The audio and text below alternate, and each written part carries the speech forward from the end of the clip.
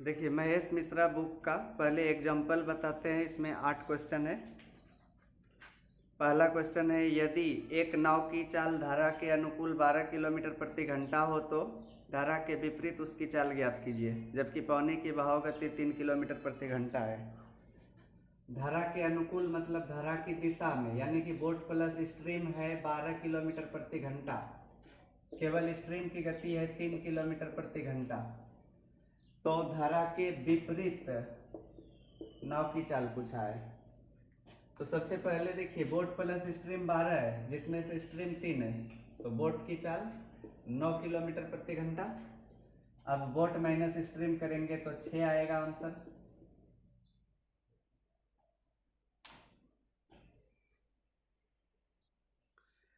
Second number question है, एक नाव की चाल धारा के अनुकूल में 18 किलोमीटर प्रति घंटा तथा प्रतिकूल में 14 किलोमीटर प्रति घंटा है। शांत जल में नाव की चाल तथा धारा की चाल ज्ञात कीजिए। दोनों दिशा की चाल दिया हुआ है यहाँ पर, यानी कि बोट प्लस स्ट्रीम है 18 किलोमीटर प्रति घंटा, बोट माइनस स्ट्रीम है 14 किलोमीटर प्रति घंटा। ठीक है, तो शांत जल में बोट की चाल और स्ट्रीम की भी चाल पूछा है। तो जब दोनों दिशा की चाल पता हो तो बोट की चाल कैसे निकालते हैं? जोड़कर 18 और 14 32/2 16 आएगा। और स्ट्रीम की चाल के लिए घटाते हैं, 18 - 14 4 बचा, 4/2 2 किलोमीटर प्रति घंटा।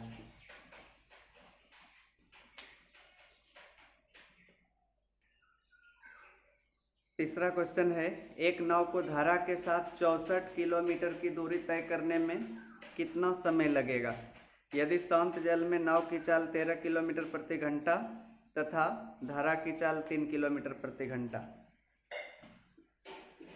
बोट की चाल है 13 किलोमीटर प्रति घंटा और स्ट्रीम की चाल है 3 किलोमीटर प्रति घंटा। एक नाव को धारा की दिशा में 64 किलोमीटर दूरी तय करने का समय पूछा है। समय बराबर दूरी बटे चाल, दूरी 64 दिया हुआ है और यह दूरी धारा की दिशा में तय करना है। तो धारा की दिशा में तय करेंगे तो जुटेगा दोनों, 13 - 3 16, तो 4 घंटे लगेगा।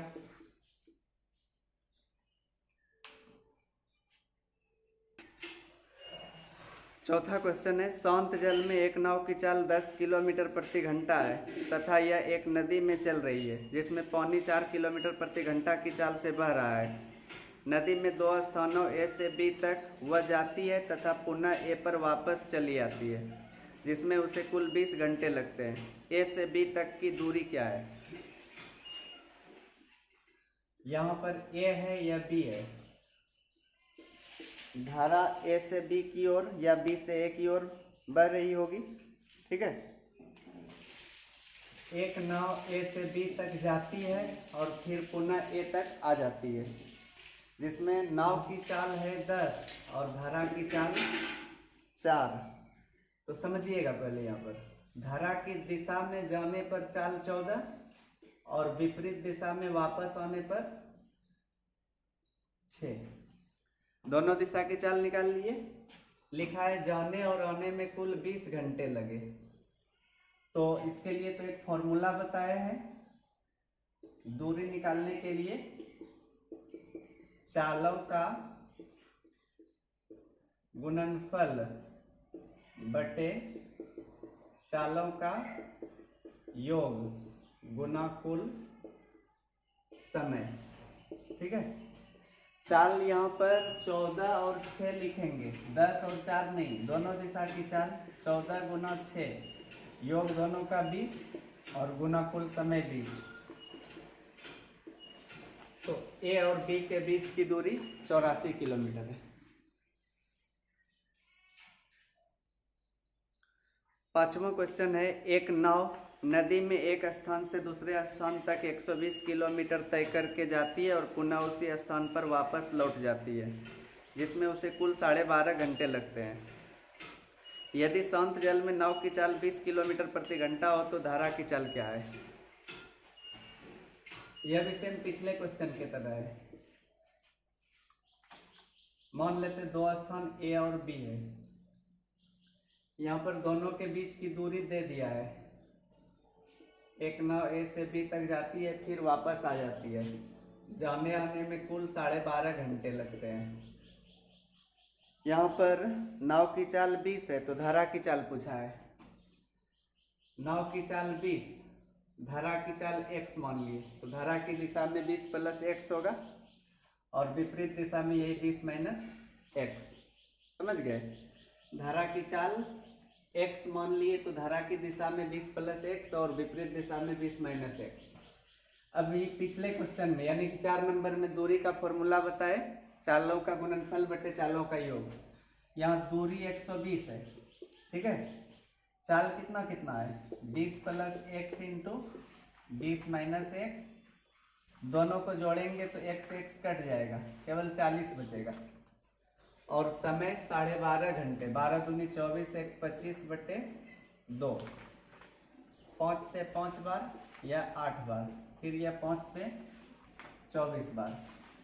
8 दूनी 16, 16 चौके 64, 16 दूनी 32, 6 38। और इधर 20 स्क्वायर माइनस एक्स स्क्वायर हो जाएगा, ए प्लस बी इंटू ए माइनस बी है, तो इस तरह से एक्स स्क्वायर का 16, एक्स का मान 4।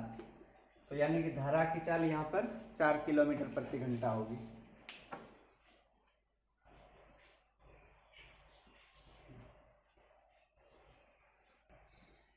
छठा क्वेश्चन है, एक नाव को धारा के अनुकूल 36 किलोमीटर तथा धारा के प्रतिकूल 48 किलोमीटर जाने में कुल 11 घंटे लगते हैं। वही नाव धारा के अनुकूल 72 किलोमीटर तथा धारा के प्रतिकूल 60 किलोमीटर जाने में कुल 16 घंटे का समय लेती है। शांत जल में नाव की चाल तथा धारा की चाल ज्ञात कीजिए। अनुकूल और प्रतिकूल। पहले है 36 किलोमीटर धारा के अनुकूल और 48 किलोमीटर प्रतिकूल।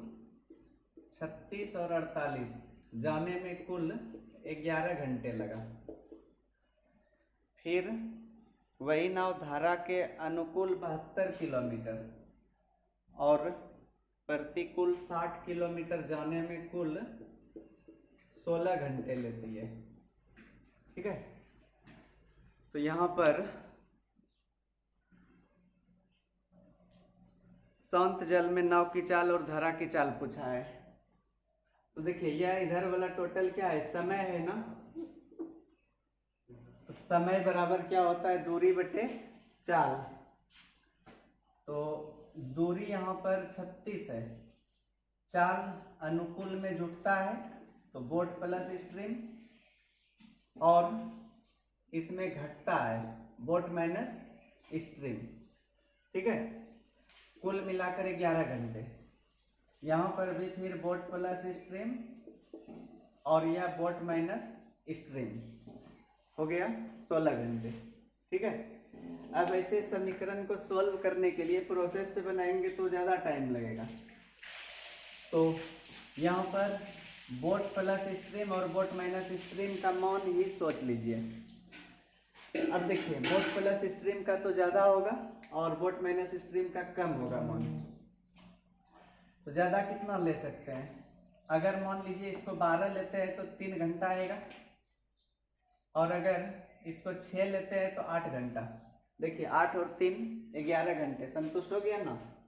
या उसी तरह इसको भी अगर 12 लेते हैं और इसको 6 लेते हैं तो 12 से 6 बार में 72, 6 से 10 बार में 60, कुल मिलाकर 16 घंटे आ जाता है।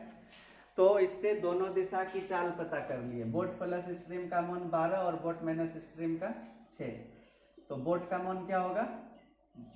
12 प्लस 6 18/2, यानी कि 9 किलोमीटर प्रति घंटा।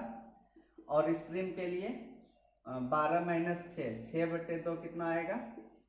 3 किलोमीटर प्रति घंटा।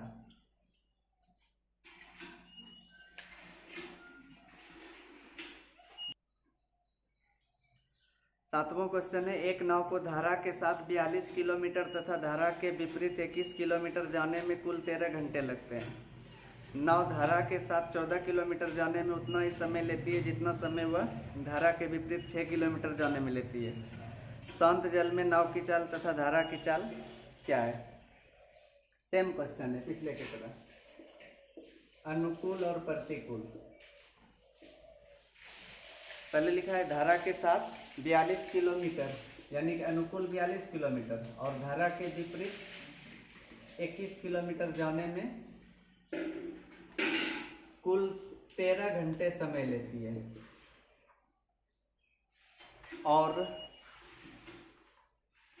धारा के साथ 14 किलोमीटर जाने में और धारा के विपरीत 6 किलोमीटर जाने में समय बराबर है। ठीक है, जितना समय 14 किलोमीटर धारा के साथ जाने में लेती है उतना ही समय धारा के विपरीत 6 किलोमीटर जाने में लेती है। तो समय है यह, समय बराबर दूरी बटे चाल, यहाँ पर बोट प्लस स्ट्रीम और यहाँ पर बोट माइनस स्ट्रीम होगा।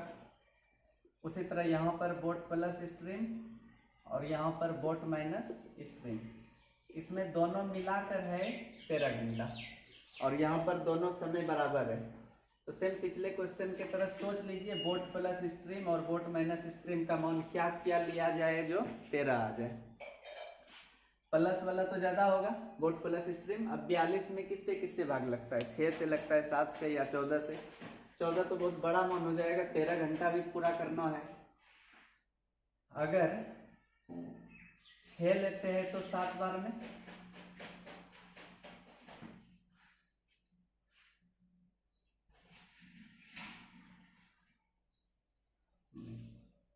और इसको 7 लेंगे तो 3 बार में, 7 3 10 ही हुआ, जबकि 13 घंटा करना है। और 21 में 7 से भी भाग लग रहा है और 3 से भी। अगर 3 लेते हैं तो 7, यहाँ पर भी नहीं हुआ, 7 7 14 हो जाता है। इसको चेंज कर सकते हैं हम, 7 ले लेते हैं तो 6 घंटा। देखिए 6 और 7 13 घंटा पूरा हुआ। ठीक उसी तरह से यहाँ पर 7 और यहाँ पर 3 लेते हैं तो 2 घंटा यहाँ 2 घंटा यहाँ, बराबर हो रहा है। तो दोनों दिशा की चाल पता कर लिए। अब बोट की चाल के लिए 7 + 3 10/2 5 किलोमीटर प्रति घंटा, और स्ट्रीम के लिए 7 - 3 4/2। बोट और स्ट्रीम की चाल पता कर लिए। फिर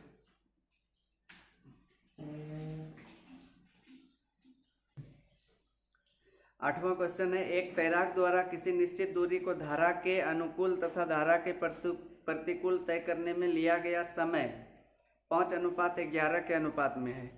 यदि शांत जल में नाव की चाल 8 किलोमीटर प्रति घंटा है तो धारा की चाल क्या है?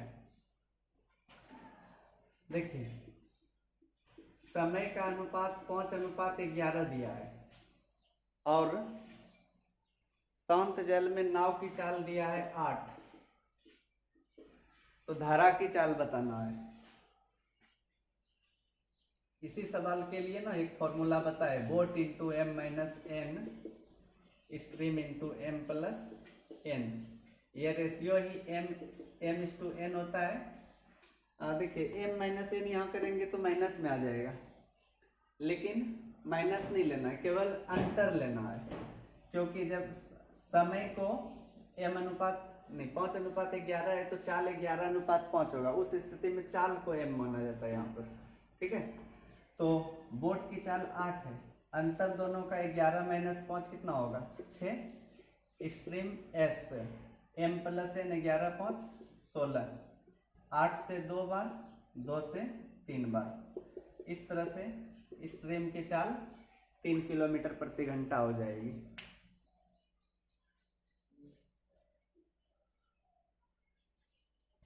एग्जाम्पल में यही 8 क्वेश्चन था।